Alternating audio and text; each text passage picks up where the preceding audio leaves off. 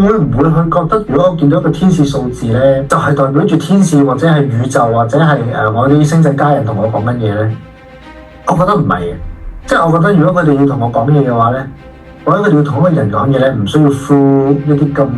隱蔽嘅方式，因為即係如果大家有睇過與神對話咧，其實與神對話有講到就係話，當我哋嘅指導靈或者我之前嘅嗰個連結指導靈嘅直播咧都有提及就係話，當我哋嘅指導靈啦，我哋嘅高我啦，或者係宇宙或者係我哋嘅天使星際家人什麼都好，當佢哋想去同我哋溝通嘅時候咧，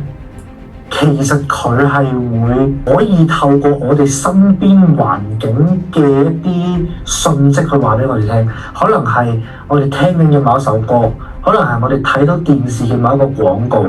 或者可能係可能就係呢啲咁樣嘅直播，咁都唔出奇嘅。即係話有啲時候其實可能如果佢哋要俾一個訊息我哋嘅話咧，佢哋係有好多